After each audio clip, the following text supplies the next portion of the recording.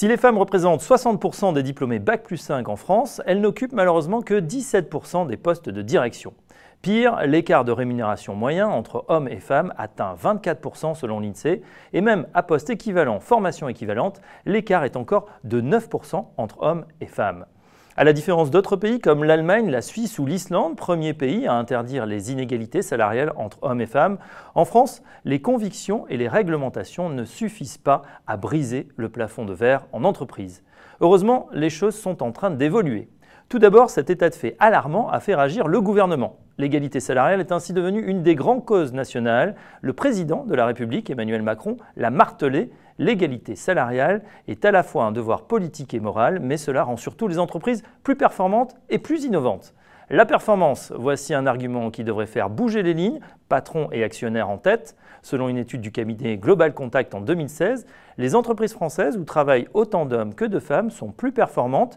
Les équipes mixtes ont affiché des résultats 20% supérieurs aux équipes non mixtes dans les entreprises françaises. Et ce chiffre grimpe même à 23% à l'échelle mondiale. Augmentation de la performance, mais également bien-être au travail et motivation, autant d'arguments qui devraient inciter les entreprises qui ont encore du mal à intégrer les femmes à y remédier.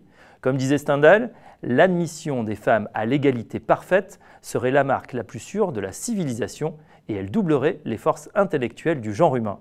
Le constat est ancien, mais l'évolution réelle est-elle en marche? Il est grand temps d'y remédier, car à n'en plus douter, la mixité est une composante de la réussite économique.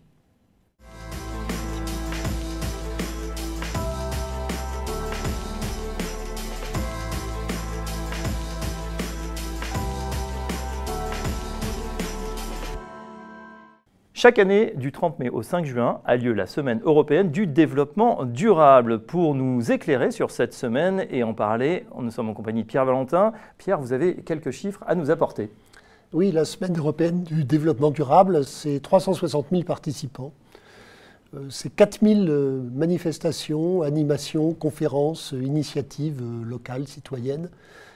Et c'est 1300 initiatives de ce type en France. 1300 initiatives, 360 000 participants, on peut espérer même plus pour cette année. Alors quels sont les objectifs de cette Semaine européenne du développement durable?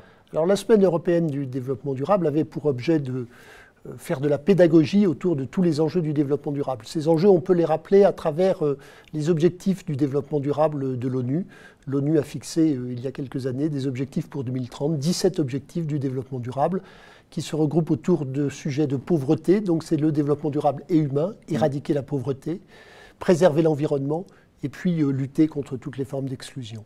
Alors c'est devenu une semaine européenne du développement durable, mais il n'en a pas toujours été ainsi.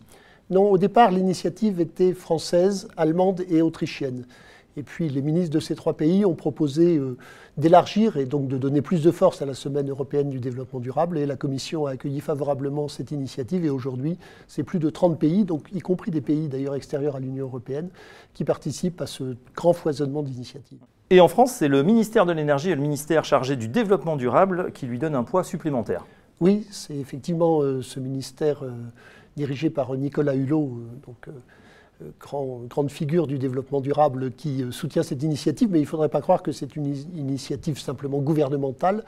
Les associations, les entreprises, les fondations et même de simples citoyens peuvent participer par leurs projets à cette semaine européenne du développement durable. Alors justement, Pierre, pour participer à cette semaine, quels sont les critères de sélection ? Alors il faut avoir un projet qui se rattache à l'une des trois dimensions du développement durable, c'est-à-dire soit l'environnement, soit le social, soit l'économique. Et puis aussi, il faut un projet qui ne soit pas à but exclusivement lucratif. Alors, est-ce que vous avez des exemples à nous proposer? Il y en a énormément, puisqu'il y avait 1300 initiatives. Et c'est assez amusant de parcourir d'ailleurs la liste pour voir la diversité des initiatives qui ont été prises. Moi, j'en ai retenu deux. Le premier concours a concouru à favoriser l'utilisation du vélo pour aller à son travail. Sur le lac d'Annecy, il y a une belle piste cyclable et pendant la semaine européenne du développement durable, eh bien, on avait droit à un petit déjeuner gratuit si on allait en vélo à son travail. Autre initiative en Lozère, il y a eu des ateliers de travail qui ont permis aux gens qui participaient d'apprendre à fabriquer par eux-mêmes, à partir de produits naturels, des produits d'entretien. On sait qu'il y a de gros problèmes dans la toxicité des produits chimiques et donc ça permet d'encourager l'utilisation de produits naturels. Alors chaque année, il y a un thème. Quel était le thème retenu pour cette année? Ville et territoire de demain. Un thème important puisque à lui seul, il couvre 6 des 17 objectifs du développement durable, avec des objectifs très variés et en particulier des objectifs qui concernent les territoires et la disparition, en tout cas la diminution de la biodiversité. Donc il faut évidemment lutter contre cette diminution. Il faut savoir que depuis 1970, près de la moitié des espèces animales vertébrées ont disparu de la surface de la Terre, donc il y a un énorme enjeu. Pour vous, pour votre société, pour Ecofi, quelles sont les implications? Pour Ecofi, en tant qu'investisseur socialement responsable, la dimension environnementale, la dimension de développement durable est bien entendu fondamentale. On publie des indicateurs d'impact qui montrent comment notre portefeuille de titres, notre portefeuille d'investissement, se classe en termes, par exemple, d'émissions de gaz à effet de serre. Mais on a aussi une action plus collective avec d'autres investisseurs et on a ainsi écrit ensemble une lettre à l'association qui regroupe toutes les autorités de marché financier dans le monde pour leur demander d'imposer à toutes les sociétés cotées de publier des informations dans les rapports annuels en matière de développement durable. Et puis au-delà, on rappelle qu'Ecofi propose un fonds d'investissement dans les thématiques développement durable. Oui, tout à fait. Ce fonds s'appelle Ecofi Enjeux Futurs. Donc c'est un fonds multithématique qui rejoint ces idées de développement durable et aussi de développement humain. Il y a 6 thématiques. Une thématique qui concerne l'efficience énergétique, une autour du traitement de l'eau et des déchets, une autour des énergies renouvelables, et puis en matière de développement humain, des questions autour de l'éducation et de la formation, de la santé et du vieillissement, et puis ce qui recouvre un peu tout ça, ce qui est transversal, les entreprises qui s'intéressent à tout ce qui est certification, inspection, contrôle, et qui donc vont pouvoir assurer la réalisation concrète des objectifs. Merci Pierre, on en sait donc un petit peu plus sur cette semaine européenne du développement durable, 30 mai au 5 juin. Tout de suite, on passe à notre rubrique grand format.